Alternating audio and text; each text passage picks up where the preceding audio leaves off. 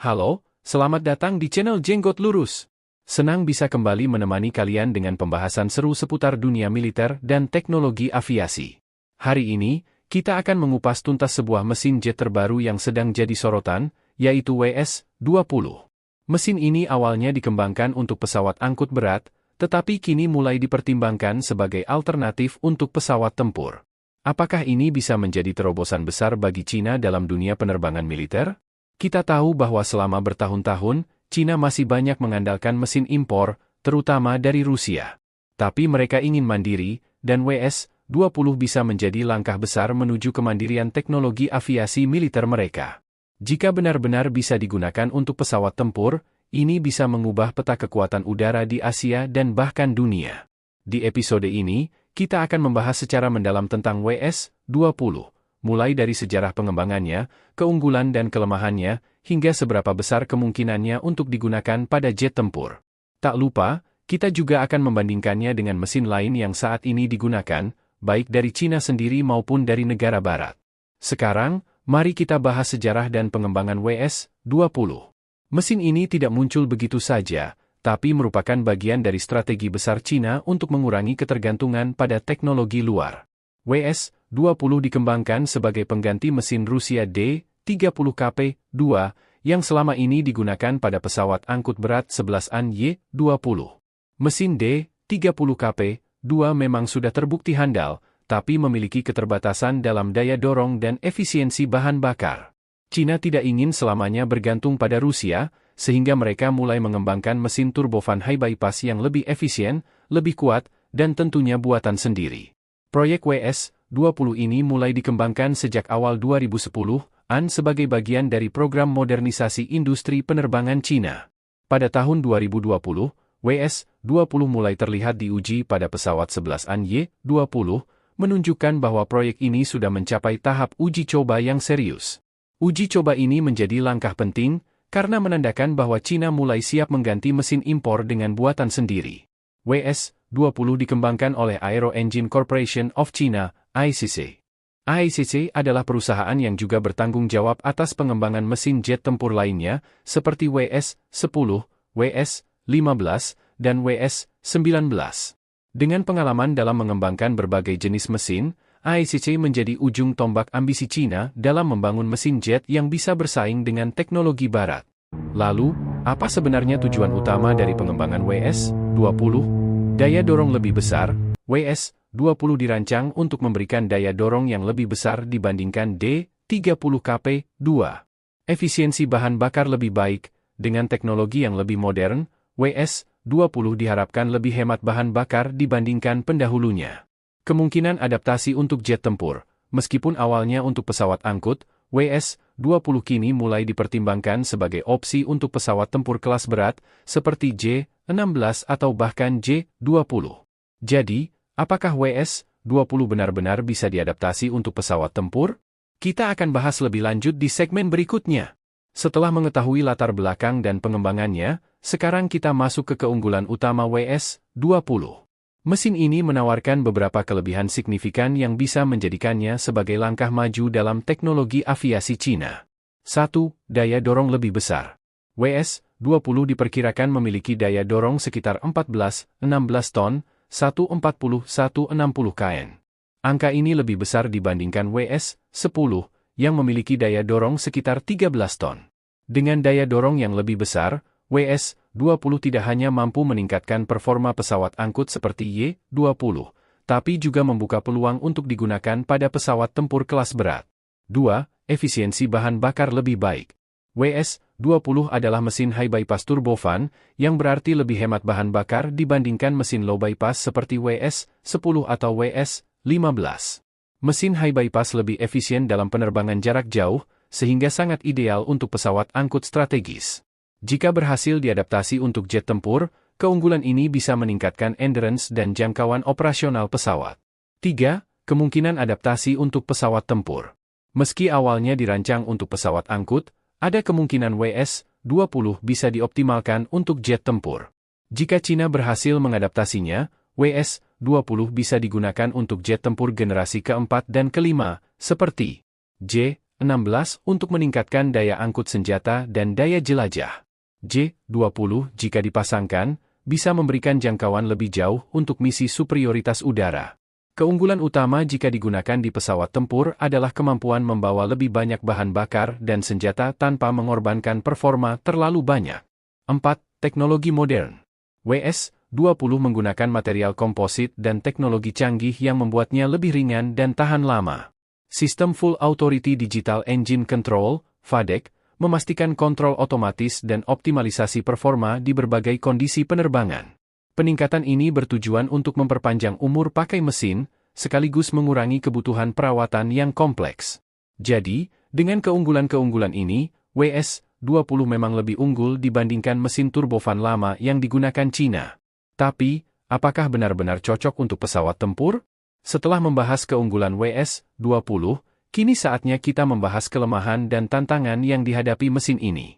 Meskipun memiliki potensi besar, WS-20 masih menghadapi beberapa kendala teknis dan strategis jika ingin digunakan sebagai mesin jet tempur. 1. Ukuran dan bobot lebih besar. WS-20 dikembangkan untuk pesawat angkut berat, sehingga desainnya lebih besar dan lebih berat dibandingkan mesin jet tempur pada umumnya. Ukuran yang lebih besar berarti membutuhkan ruang lebih banyak dalam desain pesawat, yang bisa menjadi kendala jika ingin dipasang di pesawat tempur seperti J-16 atau J-20.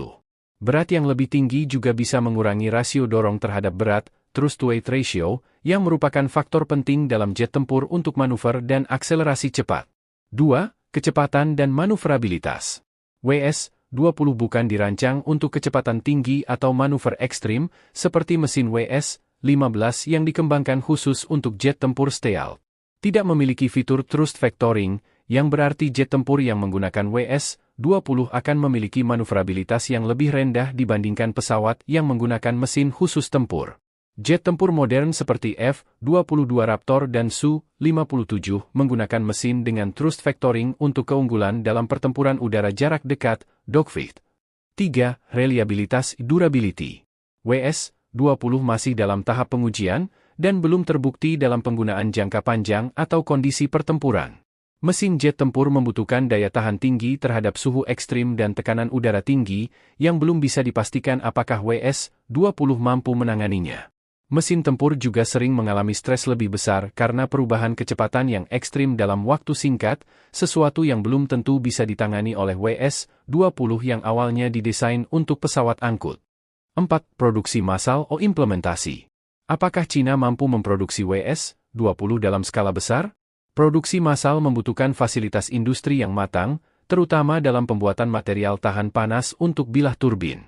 Cina masih menghadapi tantangan dalam konsistensi kualitas produksi mesin jet, di mana beberapa model sebelumnya mengalami masalah ketahanan dan keandalan. Jika WS-20 benar-benar ingin diadaptasi untuk pesawat tempur, Cina harus melakukan modifikasi signifikan dalam desainnya. Selain itu, masih ada kemungkinan WS-20 tetap digunakan hanya untuk pesawat angkut, sementara jet tempur generasi kelima Cina tetap mengandalkan mesin WS-15 atau WS-19 di masa depan. Meskipun WS-20 menawarkan beberapa keunggulan, menggunakannya untuk jet tempur bukanlah tugas yang mudah. Ukurannya yang besar, kurangnya fitur thrust vectoring, dan belum terbuktinya keandalan dalam pertempuran membuatnya kurang ideal untuk digunakan dalam pesawat tempur modern. Namun, jika Cina berhasil melakukan modifikasi dan pengujian lebih lanjut, bisa saja WS-20 menjadi opsi alternatif untuk jet tempur kelas berat atau bomber strategis di masa depan. Lalu, bagaimana jika WS-20 dibandingkan dengan mesin jet tempur lainnya? Mesin WS-20 awalnya dirancang untuk pesawat angkut strategis, tetapi ada potensi untuk mengadaptasinya ke jet tempur. Jika Cina berhasil melakukan modifikasi dan optimalisasi, WS-20 bisa menjadi alternatif menarik untuk pesawat tempur kelas berat. 1. Jet tempur apa yang bisa menggunakan WS-20? J-16, jet tempur multiperan berat. J-16 adalah varian berat dari J-11, dengan desain yang mirip Su-30 Rusia. Keuntungan menggunakan WS-20. Daya dorong lebih besar dibandingkan mesin WS-10 saat ini. Efisiensi bahan bakar lebih baik, memungkinkan J-16 membawa lebih banyak senjata atau terbang lebih jauh. Jika berhasil dipasang, WS-20 bisa membuat J-16 lebih efektif sebagai pesawat tempur jarak jauh atau pembom taktis. J-20, jet tempur siluman generasi kelima. J-20 adalah andalan superioritas udara Cina, tetapi masih menghadapi kendala mesin karena WS-15 belum sepenuhnya siap. WS-20 sebagai alternatif, jangkauan lebih jauh, dengan efisiensi bahan bakar lebih tinggi, WS-20 bisa membuat J-20 lebih optimal untuk misi jarak jauh seperti patroli di Pasifik. Penggunaan sementara, jika WS-15 masih mengalami keterlambatan produksi, WS-20 bisa menjadi solusi sementara untuk varian khusus J-20 yang lebih berfokus pada endurance dibandingkan kecepatan dan manuvrabilitas. 2. Keuntungan jika WS-20 diadopsi untuk jet tempur. Peningkatan jangkauan endurance. WS-20 adalah mesin high bypass yang lebih efisien dalam penggunaan bahan bakar. Jika diterapkan di pesawat tempur kelas berat seperti J-16 atau J-20, ini bisa menambah durasi operasional tanpa perlu pengisian bahan bakar di udara.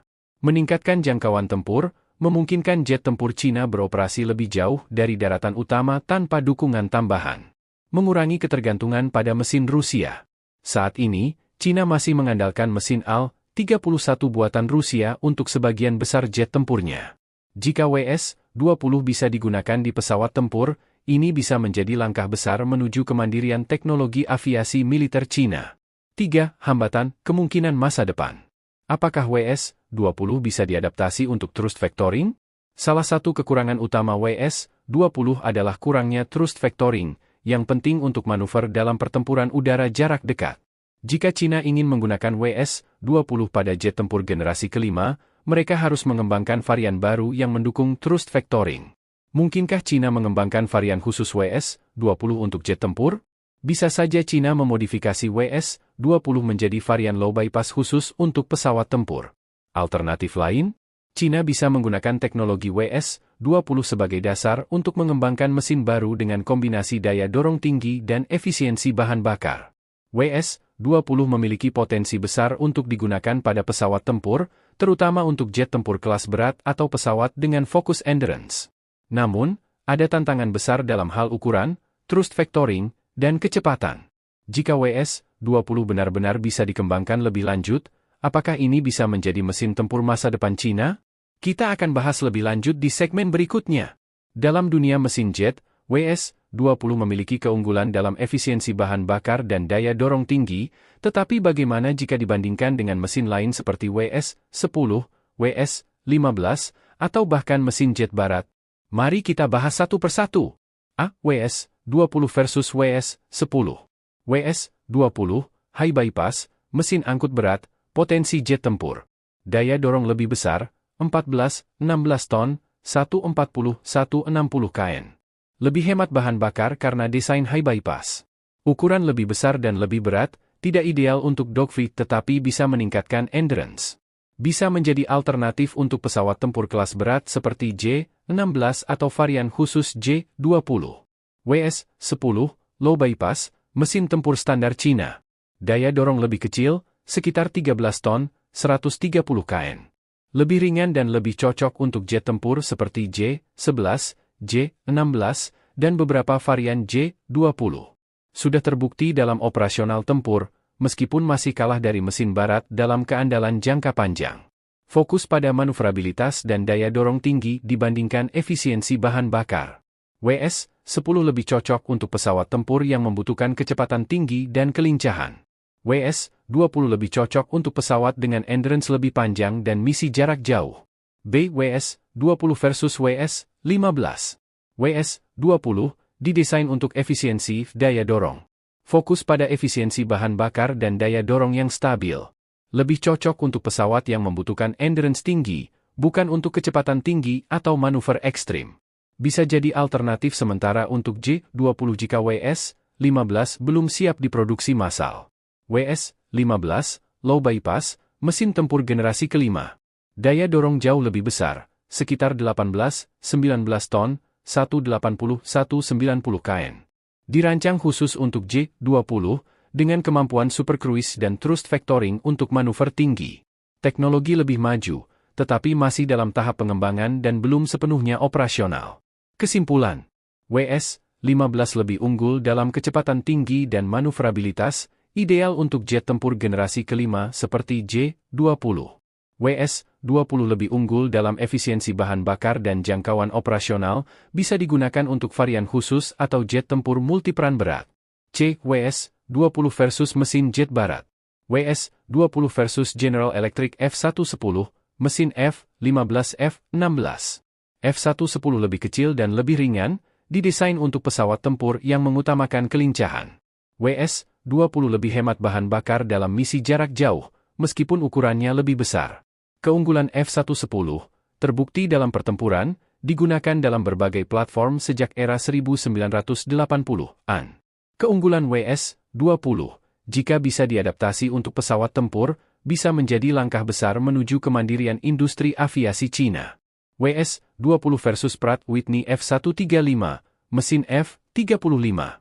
F-135 jauh lebih maju dalam teknologi stealth dan afterburning. F-135 memiliki daya dorong sekitar 19-20 ton, jauh lebih tinggi dibandingkan WS-20. Keunggulan F-135, didesain untuk pesawat tempur generasi kelima, memiliki fitur thrust vectoring pada varian F-35B. Kelemahan WS-20 dibanding F-135, masih dalam tahap pengembangan dan belum terbukti dalam pertempuran.